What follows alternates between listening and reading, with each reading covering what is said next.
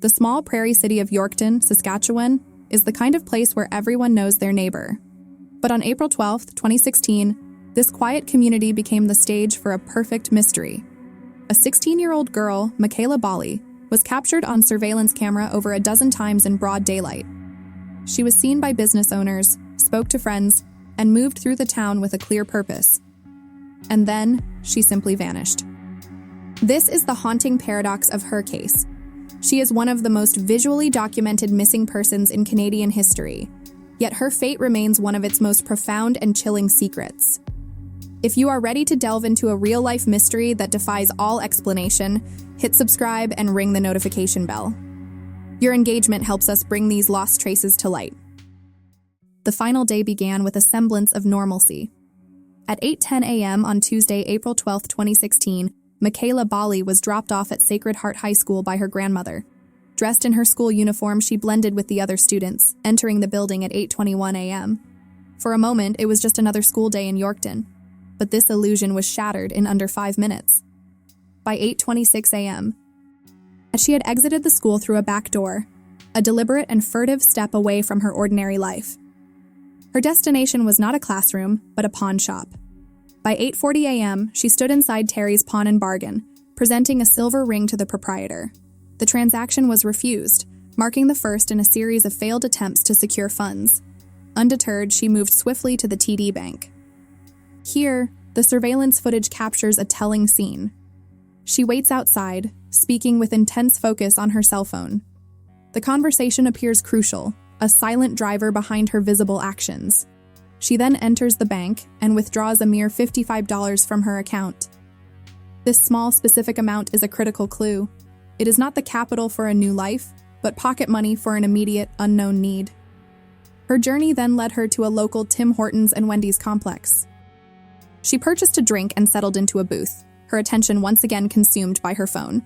The CCTV shows a girl who is preoccupied, focused, and seemingly guided by an invisible script. Then, an odd and technically savvy act unfolds.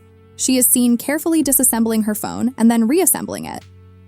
Was this an attempt to fix a malfunction, or was it a deliberate move to switch a SIM card, a tactic used to break digital traces and avoid being tracked? The morning was devolving into a sequence of frustrated plans. The failed pawn attempt, the meager cash withdrawal, and now, a digital cry for help. At 10:12 a.m., she sent a text message to her friend Shelby that cut through the mundane. "Hey, I need help." The plea hung in the air for 20 minutes before a follow-up message arrived stating, "Never mind, I got it sorted out." Yet, the evidence suggests otherwise. Just before 11 a.m., she approached an older woman in the restaurant, asking for assistance in renting a hotel room, a request the stranger declined. By this point, Mekayla Bali was a teenager adrift, armed with only $55, no luggage, and a plan that was visibly crumbling around her. Then, the timeline goes dark. For over an hour, from approximately 10:45 a.m. to just before noon, she disappeared from the watchful eyes of the town's cameras. This 70-minute gap is a profound void in the investigation, a period where anything could have been set in motion. When she finally resurfaces, it is back at her high school around noon. She tells 2 friends she is taking a bus to Regina for a spontaneous vacation. One friend would later recall a peculiar detail. Mekayla might have been carrying 2 cell phones. At 12:03 p.m., she walked out of Sacred Heart High School for the very last time, her backpack on her shoulder, stepping toward an uncertain and fateful appointment. To understand the enigma of April 12th, one must look beyond the surveillance footage and into the life of Mekayla Margaret Kim Bali. She was not a statistic or a case file, but a complex young woman navigating the turbulent waters of adolescence, a recent family tragedy, and the curated, often perilous world of online social networks. Born on July 2, 1999, in Regina, her life in Yorkton was with her mother, Paula, a consultant for the Ministry of Social Services, her aunt, her maternal grandmother, and 2 younger siblings. Just 7 months before she vanished, she had legally changed her surname to Bali. A more profound and recent loss was the death of her grandfather in March 2016, a grief that cast a shadow over the family just 1 month before her disappearance. Her mother described her as a quiet, shy girl, but this public facade belied a more complicated inner world. Friends saw her as caring and a good listener, someone attuned to their problems. She was involved in typical school activities, playing the violin, participating in the drama club, yet she was also sometimes bullied for her acne.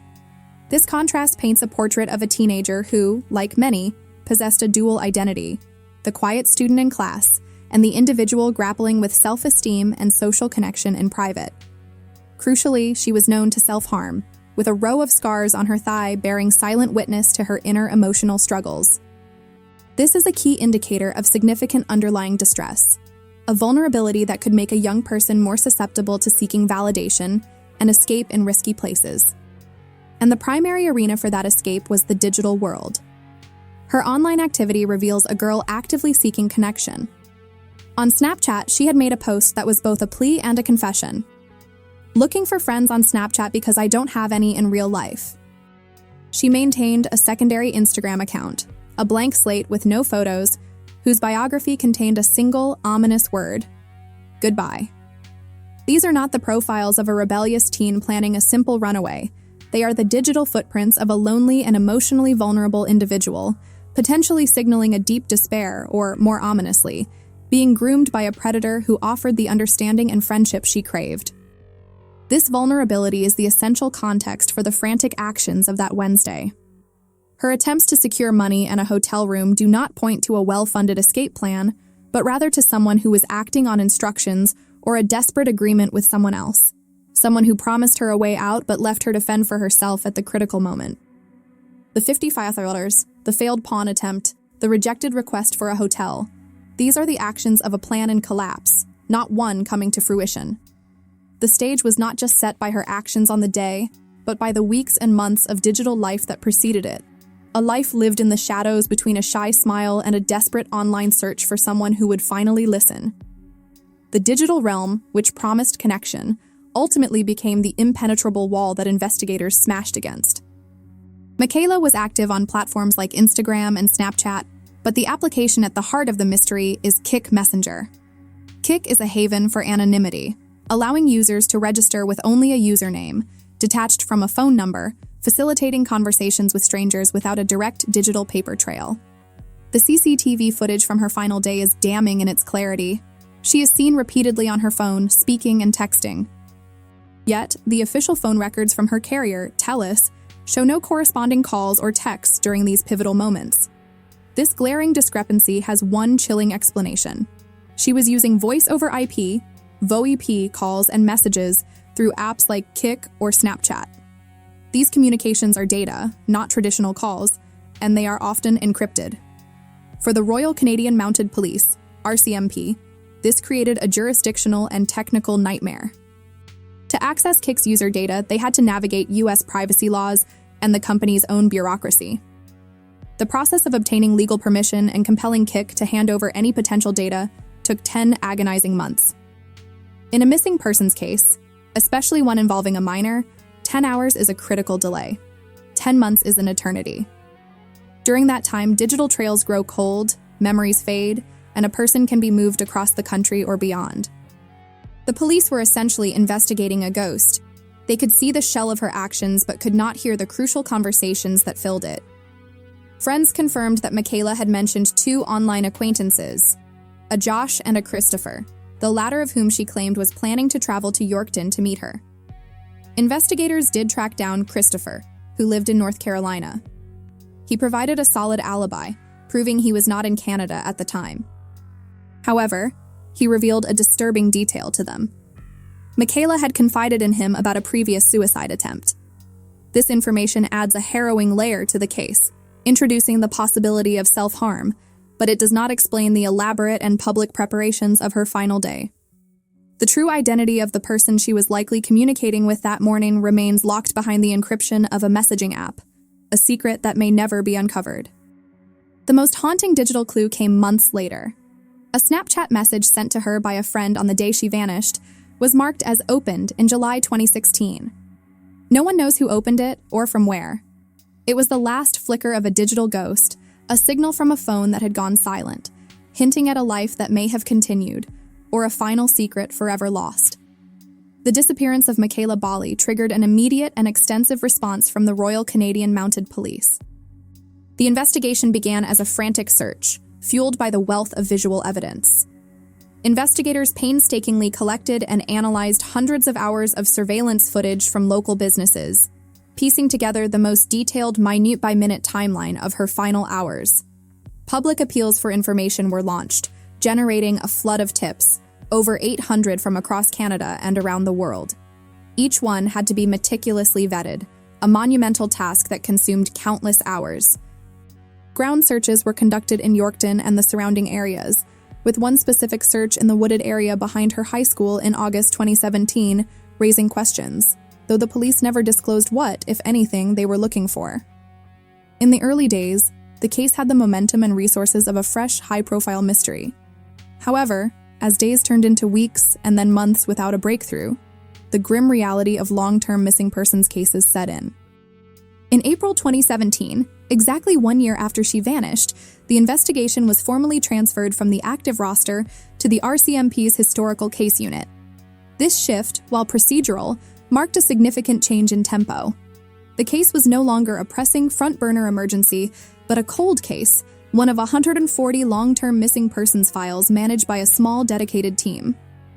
This transition is a critical point of understanding for the economics and resource allocation of law enforcement. A small unit handling 140 complex cases cannot dedicate a single officer to just one, meaning the intense daily pressure to find Mekayla inevitably diminished. This systemic reality is at the core of her family's growing frustration. The initial flood of activity gave way to the slow, grinding work of chasing down occasional new leads, a process that often feels silent and invisible to those waiting for answers. This frustration reached a public crescendo in 2024, 8 years into the search. Mekayla's mother, Mekayla Bali, broke her silence on the investigative process, expressing profound disappointment with the RCMP. She stated she felt they had let her down and mistreated her, and that the burden of advocating for her daughter had fallen almost entirely on the family's shoulders. She spoke of a lack of consistent communication and updates, a common pain point for families of the missing who are left in an agonizing informational vacuum. In response, the RCMP offered a sobering acknowledgement of their limitations. A high-ranking assistant commissioner publicly stated that the Saskatchewan unit was very small for its massive workload, and that it was impossible to have one member dedicated to each file. They revealed they were actively seeking more provincial funding specifically to provide better support and more regular communication to families like the Balis. This public exchange highlights a brutal truth. Solving a case is not just about clues and evidence. It is also about money, manpower, and political will. Despite these challenges, the investigation has seen remarkable cross-border efforts to keep Mekayla's story alive. In a highly visible campaign in May 2022, the Saskatchewan RCMP partnered with the Washington State Patrol for the Homeward Bound initiative. They unveiled semi-trailer trucks adorned with aged progression photos of Mekayla, which would then travel across North American highways. This initiative was directly fueled by tips suggesting possible sightings of her in the Pacific Northwest, in cities like Seattle and Portland. It was a bold attempt to leverage continental travel routes to generate new leads, proving that the case, though cold, was not closed. The official channels for information remain open, with a dedicated tip line and email, and the family's reward for information leading to Mekayla now stands at a staggering $100,000, a testament to their unwavering determination and a powerful financial incentive for anyone with a conscience and a crucial piece of the puzzle. The investigation into Mekayla's disappearance is a story of two parallel journeys. The official one, constrained by bureaucracy and limited resources, and the familial one, driven by a love that refuses to be extinguished by time or institutional hurdles. With the passage of time and the absence of definitive evidence, the mystery of Mekayla Bali has become a canvas for theories. Each one attempts to connect the dots of her strange final day, but all are fraught with contradictions and unanswered questions. The first and perhaps simplest theory is that she orchestrated a deliberate runaway. The evidence for this includes her telling friends she was going to Regina, carrying a backpack, and withdrawing money. Her secondary Instagram bio, which simply read "goodbye," could be interpreted as a final farewell. However, this theory quickly unravels under scrutiny. She left behind critical personal items, including her acne medication, which she relied on, and her makeup. More tellingly, she left a secret emergency cash fund at home, money she would have certainly taken for a planned new life.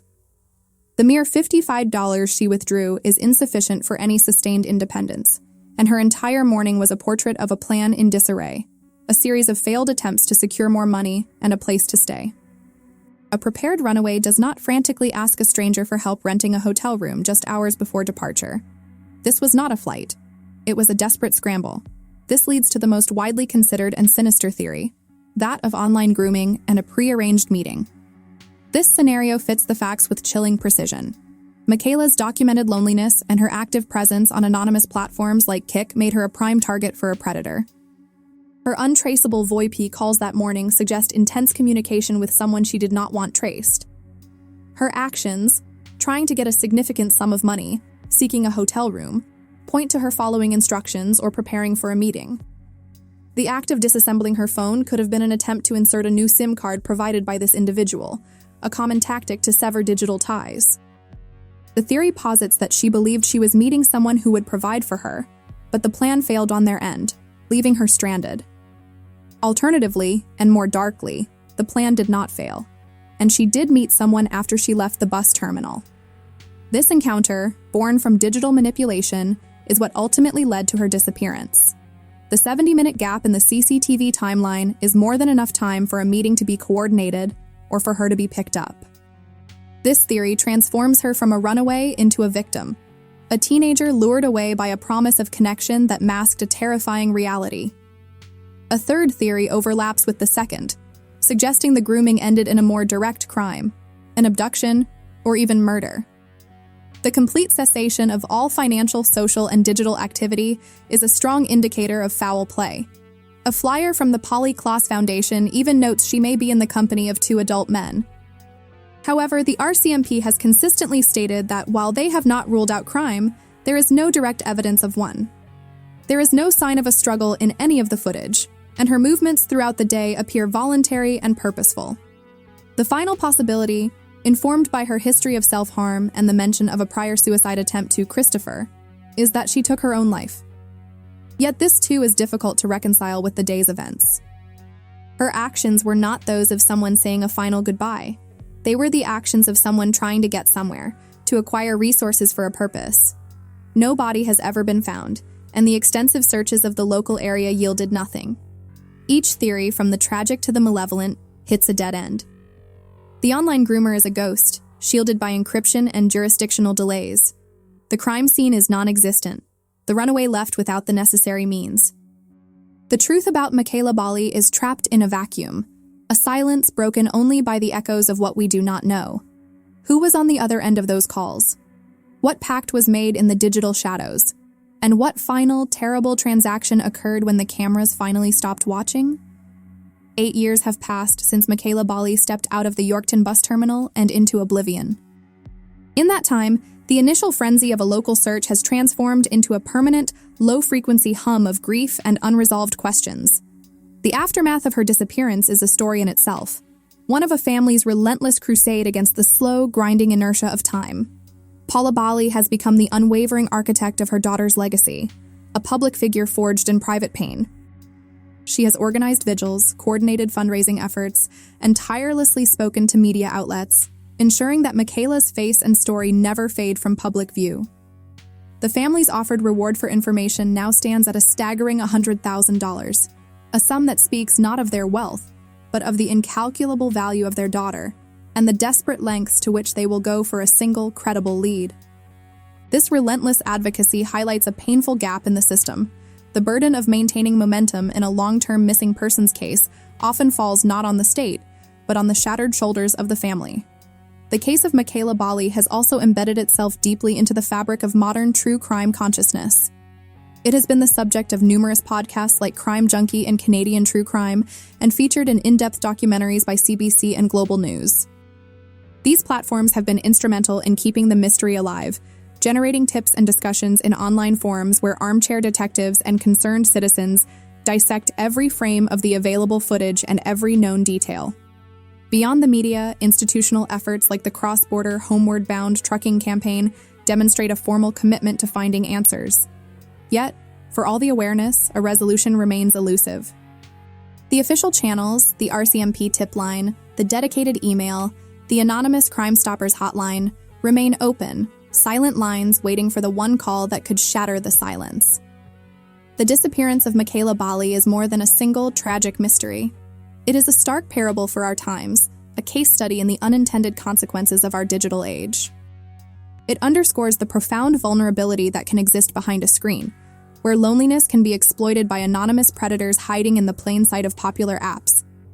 It exposes the critical lag between rapidly evolving technology and the legal and jurisdictional frameworks that law enforcement must navigate, where a 10-month delay to access data can be the difference between life and death.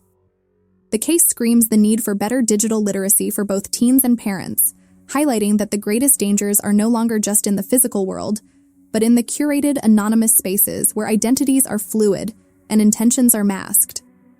For the family and friends of the missing, Mekayla's story embodies the unique torment of ambiguous loss, a state of perpetual grief without closure, a funeral that never happens, a question that is never answered. It is a wound that cannot heal. The path forward now relies on a fragile hope, that a conscience is pricked, that a memory is jogged, that a single person, somewhere, finally decides to come forward with the missing piece. Until then, Mekayla Bali remains a ghost, not just in the digital networks she once traversed, but in the lives of those who loved her, a permanent shadow on the prairies of Saskatchewan. The mystery of Mekayla Bali remains an open wound, a chilling reminder of the questions that still haunt the Canadian prairies. If you have any information, no matter how small or insignificant it may seem, you hold a piece of this puzzle. Break the silence. Contact the RCMP tip line at 1-844-880-6518 or reach out to Crime Stoppers anonymously. If these deep dives into the world's most haunting unsolved mysteries are important to you, then your support is crucial. Subscribe to Lost Traces, ring the notification bell, and share this video. By engaging, you don't just watch, you become part of a community dedicated to seeking answers. For Lost Traces, this is a case we will never forget. Help us ensure that Mekayla is not forgotten either. Together, let's turn these lost traces into a path that leads back home.